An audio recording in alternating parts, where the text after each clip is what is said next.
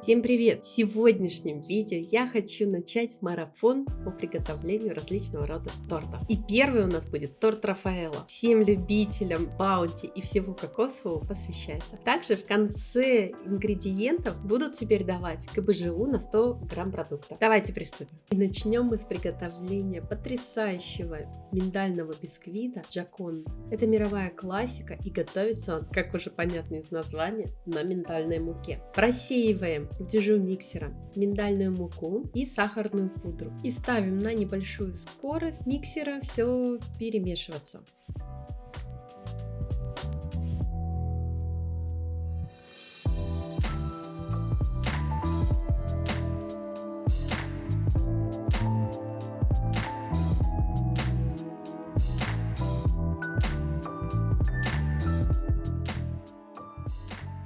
Подготавливаем яйца. Обязательно они должны быть комнатной температуры. Можно даже слегка прогреть на водяной бане, но смотрите, не сварите их. И перемешав, вливаем миндально-сахарные смеси. Увеличиваем скорость миксера до максимальной и взбиваем эту смесь до пышности. Отдельно взбиваем белки вместе с сахаром до пышной меренги. Мы делаем меренгу практически в каждом рецепте, просто напомню основные правила. Начинаем взбивать на средней скорости до появившейся пены и затем уже всыпаем небольшими порциями сахар. Также продолжаем взбивать на средней скорости, и когда вы почувствуете, что сахар весь растворился, увеличивайте до максимальной и взбиваем до воздушности. Тем временем яично-миндальная смесь тоже взбилась, посмотрите, она стала воздушной. Добавляем к ней небольшое количество взбитых белков. Аккуратно лопаткой перемешиваем до объединения.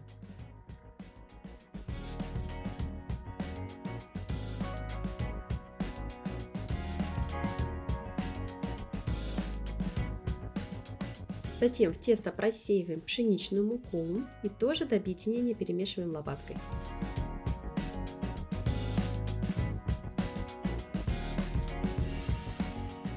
И затем уже вмешиваем оставшиеся белки. Аккуратно перемешиваем лопаткой, поднимая снизу вверх. Смотрите, не перестарайтесь, чтобы белки не осели.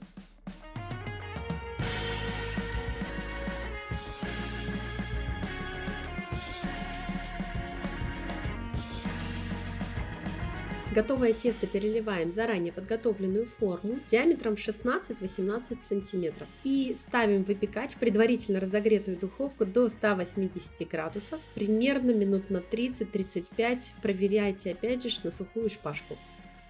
У меня время выпекания заняло где-то минут 40. Смотрите, как хорошо бисквит подпекся. Перекладываю его с противня и переворачиваю на решетку остывать. Бисквит получился очень воздушным, главное его полностью пропечь. А мы переходим к приготовлению крема. Конечно же, лучше его готовить накануне, чтобы он хорошо охладился. Берем молоко и всыпаем в него кокосовую стружку. Ставим прогреваться на огонь, просто доводим до кипения, но не кипятим, снимаем с огня и отставляем в сторону на 1 час ароматизироваться молоко.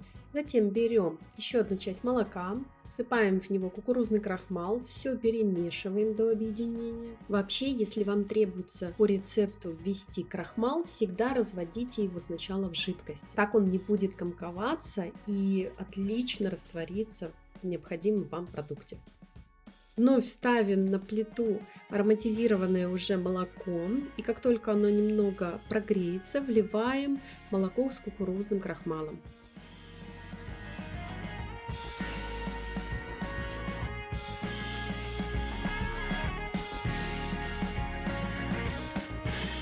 Немного проварив, добавляем в молочную смесь сгущенное молоко. Непрерывно помешивая, увариваем крем на среднем огне до густоты.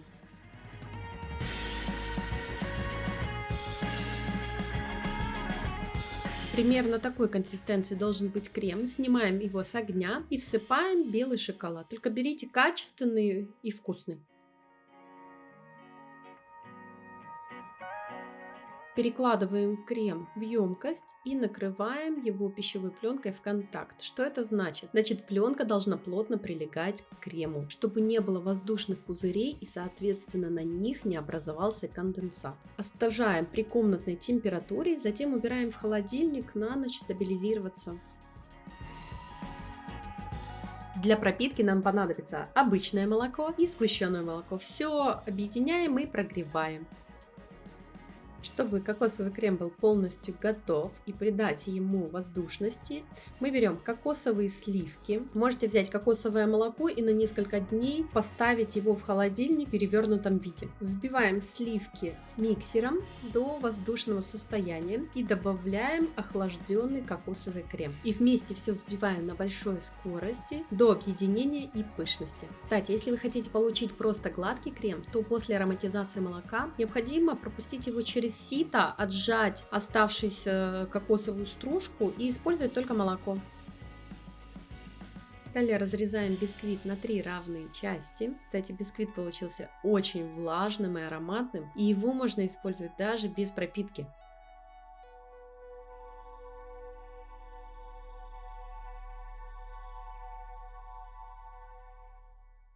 Но мы подготовили очень вкусную сливочную пропитку. Пропитываем еще горячим сиропом бисквиты, хорошо, плотненько проходя силиконовой кисточкой.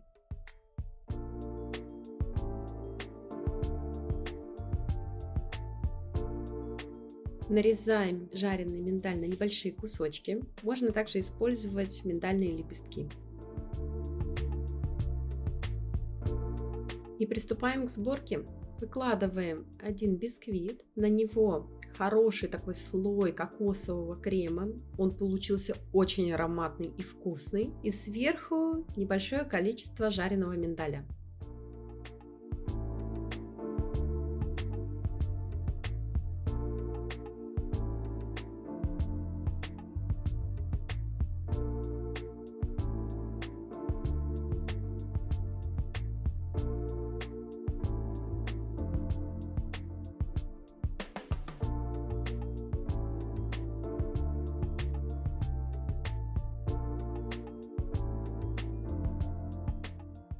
Накрываем вторым бисквитом и все манипуляции повторяем.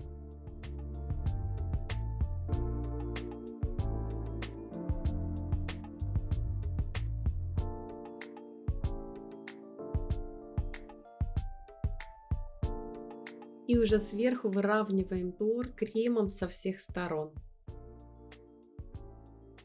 Здесь я решила поэкспериментировать и сверху посыпать карамелизированной вафлей. Конечно же, я понимала, что вафля сразу же пропитается кремом, но все-таки решил попробовать. Поэтому этот этап совершенно не обязательный.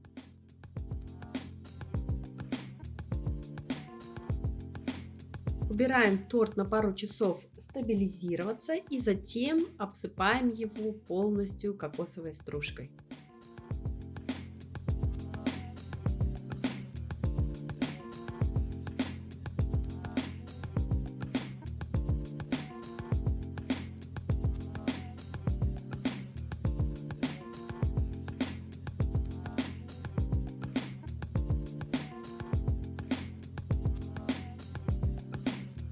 Ну и торт готов. Да, он получился у нас без декора. Я не делала какой-то определенный декор. Но мне кажется, он настолько насыщенный, самодостаточен, что декора не требует. Смотрите, какой потрясающий разрез. Торт Рафаэлло безумно вкусный. Он очень влажный и сочный. И совсем не приторный, ведь сахара мы туда добавляли очень мало. Я очень рекомендую его приготовить. Это после Наполеона мой самый любимый торт. Спасибо за просмотр, ставьте лайки, подписывайтесь на канал, пишите в комментариях, какие рецепты тортов вы хотели бы увидеть. И до новых встреч, впереди много всего интересного. Всем пока!